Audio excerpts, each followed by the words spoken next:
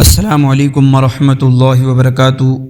میرے عزیز بھائیوں اور بہنوں، آج کا سوال یہ ہے کہ کیا تبلیغ کا کام نہ کرنے سے انسان گنہگار ہوتا ہے یا نہیں؟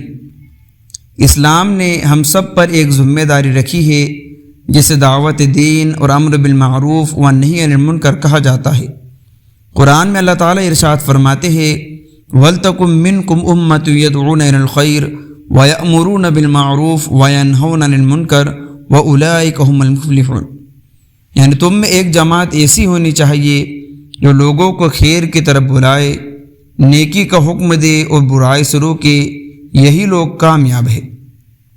میرے بھائیوں، اس آیت سے صاف ظاہر ہے کہ تبلیغ صرف ایک اختیاری کام نہیں بلکہ امت مسلمہ پر ایک اجتماعی فرض ہے۔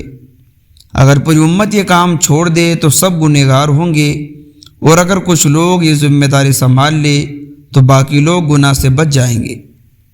نبی کریم صلی اللہ علیہ وسلم نے فرمایا تم میں سے جو برائی کو دیکھے اسے ہاتھ سے روکے، اگر ہاتھ سے روکنے کی طاقت نہ ہو تو زبان سے روکے، اگر یہ بھی نہ کر سکے تو دل میں برا جانے وہ ایمان کا سب سے کمزور درجہ ہے۔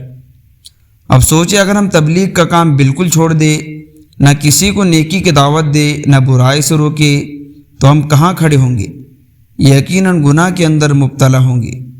یاد رکھیں، تبلیغ کا مطلب صرف 4 مہینے یا 40 دن جماعت کے ساتھ نکلنا نہیں، بلکہ اپنے ماحول، اپنے گھر، اپنے رشتہ دار، اپنے دوست، حتیٰ کہ سوشل میڈیا کے ذریعے بھی دین کی بات پہنچانا ہے۔